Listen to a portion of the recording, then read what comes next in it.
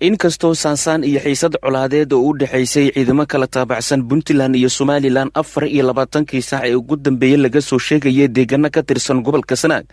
haddana wararkii ugu dambeeyay idaacad keelayso deegaano ka tirsan gobolkaasi gaar ahaan goobiyaha isku fadhiyeen labada ciidan ayaa laga soo sheegayaa in iminka laga maqlayo hubka culus oo ay adeegsanayaan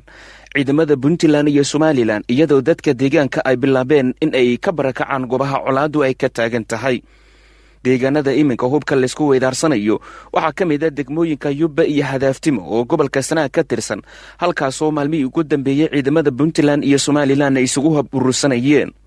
hubkan oo ah mid goosgoosa ayaa u muuqda mid labada dhinac ay isu diyaarinayaan dagaal toos ah oo ka dhaca gobolka Sanaag xilli magaalada Baran ee gobolkaasi Sanaag ay ku sugan yihiin xubno ka tirsan golaha wasiirada maamulka Puntland uu hogaaminayo wasiirka amniga maamulkaasi Cabdisamad Maxamed Galan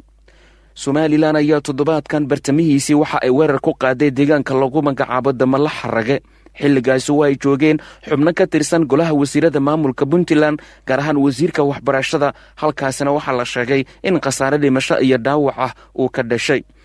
ilaa hadda warar dheeraad ah oo lagu kalsoonaan karo ayaa sheegaya in xaaladda dagaalka iminka ay u muuqato mid cirka isku sii shareeraysa waxaana wasiirka amniga maamulka Puntland Cabdisamad Maxamed Galan oo maalin sii horeysay uu u sheegay dadka deegaanka magaalada Baran in cadawga ku soo duulay ee Somaliland ay iska dhixiyaan talabadan ayaa qayb ka noqonaysa wararkii ugu dambeeyay 24 saac oo laga helay deegaano ka tirsan gobolka Sanaag kuwaas oo sheegayay in isuhub aruursi ay sameeyeen ciidamada Puntland iyo Somaliland